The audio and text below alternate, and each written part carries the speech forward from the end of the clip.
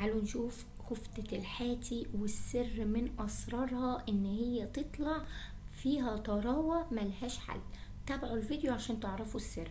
البهارات معلقة من كل حاجة هقولها: ملح، فلفل اسود، توم باودر، بصل باودر، بابريكا، كزبرة، بهارات لحمة. تمام، هنضيفها ونعجن. العجن هنا شيء اساسي ومهم جدا لنجاح الكفتة. لازم نعجن كويس جدا عشان الانسجة تتداخل في بعضها. يلا بينا نشوف المكون السحري.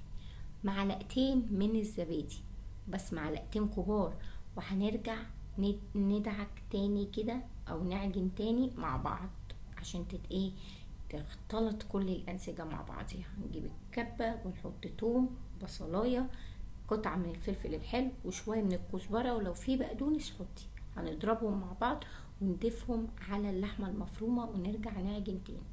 العجن هنا شيء مهم جدا.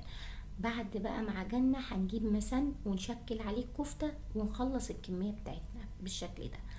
شويه زيت وشويه بابريكا، وهندهن الكفته. في اللحظه دي كان الفرن سخن على درجه حراره 200. هتدخل في الرف اللي في النص لمده نص ساعه. في الفتره اللي هتكون فيها الكفته في الفرن هنقلي البطاطس ونعمل الطحينه ونعمل سلطه الطماطم الخطيره اللي بالبصل والبقدونس، رهيبه. تعالوا بقى نشوف طراوة الكفتة عاملة ازاي. ما بطلتش اكل طول التصوير، شايفين؟ خطيرة. لو عجبك الفيديو ما تنسيش اللايك والشير وسبسكرايب عشان يوصلكوا كل جديد، وبألف هنا وشفا. وما تنسيش تكتبي لي كلمة حلوة في الكومنتات. باي.